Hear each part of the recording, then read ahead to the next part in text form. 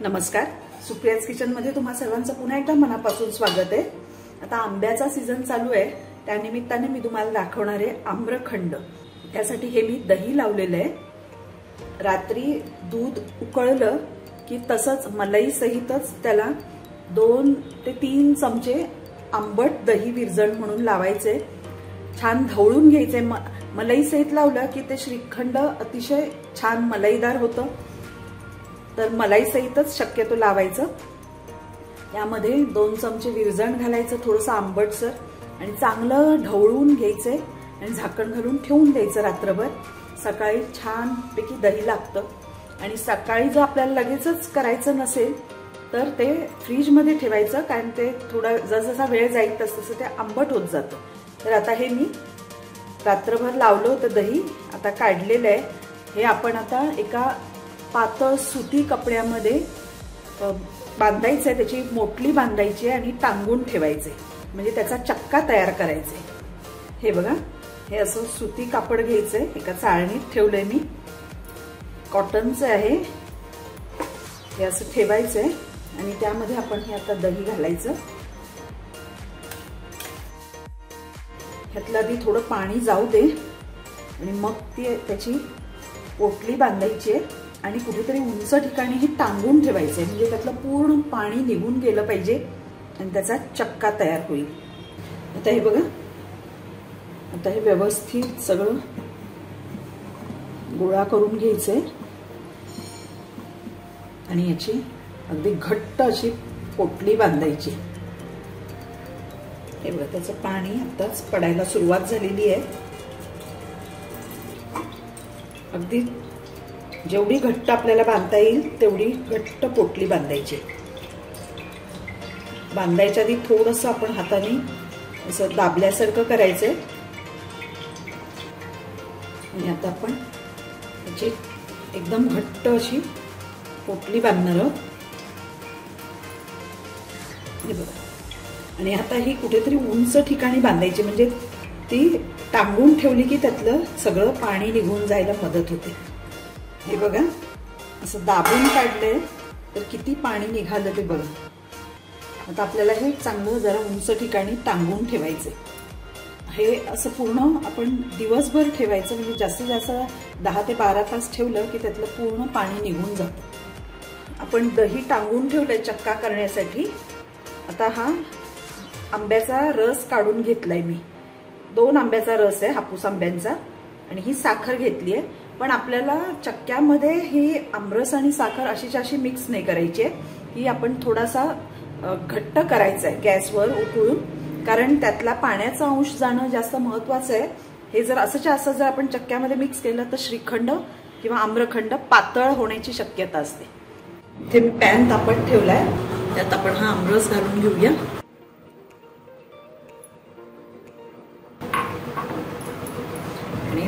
सारखं ढवळत राहायचंय, नाहीतर खाली तो लागण्याची शक्यता असते। साखर आधी नाही घालायची, आधी आमरस थोडा घट्ट होऊ द्यायचंय। हे बघा, हळूहळू आमरस आता घट्ट होतोय, पण एक काळजी घ्यायची आहे, ढवळताना ह्याचे शिंतोडे उडून आपल्या हातावर उडून हात भाजण्याची शक्यता असते। बघा, बाजूने किती शिंतोडे उडाले, त्यामुळे मोठा दांड्याचा चमचा घ्यायचा आहे आणि गॅस बारीक ठेवायचा आहे। गॅस अजिबात मोठा करायचा नाही, नाहीतर हात चिंतोडे उडून उडून आपला हात भाजू शकतो। बघा, आता हा बऱ्यापैकी घट्ट झालाय। यात आता आपण ही साखर घालूया। ही मी 3 टेबलस्पून साखर घेतलीये। तुम्हाला तुमच्या आवडीप्रमाणे साखर घेतली तरी चालेल, कारण आंबा ऑलरेडी गोड असतो, त्यामुळे साखर ह्याला जास्त घालायची नाही आधीच, मग अगदी ते मटमटीत गोड होतं श्रीखंड, त्यामुळे साखर जास्त घालायची नाही आधी। आंबा कसा आहे त्यावर अवलंबून आहे आपलं साखर। हे बघा, आपला रस चांगला घट्ट झालेला आहे। जवळजवळ 20 मिनिटं लागली मला यासाठी। आता गॅस बंद करूया आणि हा थंड करायचा आहे आपल्याला। थंड झाल्यावरच चक्क्यामध्ये मिक्स करायचा, तोपर्यंत आपला चक्का सुद्धा तयार होतोय। हे बघा, आपण हे दही टांगून ठेवलं होतं, याला 10 तास झालेले आहेत। हे केवढं झालंय बघा। आता आपण हे उघडायचंय, यातलं पूर्ण पाणी निघून गेलेलं आहे। हे बघा मस्त, ह्याला म्हणतात चक्का। हे बघा कसं छान पूर्ण पाण्याचा अंश यातला निघून गेलेला आहे, एकदम सुका झालेला आहे। आता आपण हा थोडासा असंच आधी फेटून घ्यायचा आहे, हाताने फेटला तरी चालेल। हा फेटायचं कारण असं आहे की यातल्या जर अशा गुठळ्या असतील तर त्या मोडल्या जातात, म्हणून व्यवस्थित फेटून घ्यायचं, एकजीव करायचं आहे त्याला। मिक्सरमध्ये घालून केलं तरी चालेल। आपण चक्का चांगला फेटून घेतलाय, यामध्ये आपण हा आंब्याचा रस आणि साखर जी आपण घट्ट केलेली आहे ती घालायची। त्यात साखर घालून आपण उकळवलंय, म्हणजे थोडंसं घट्ट केलंय, त्यामुळे ह्याचा रंग बदललाय आमरसाचा। आधी सगळं घालू नका,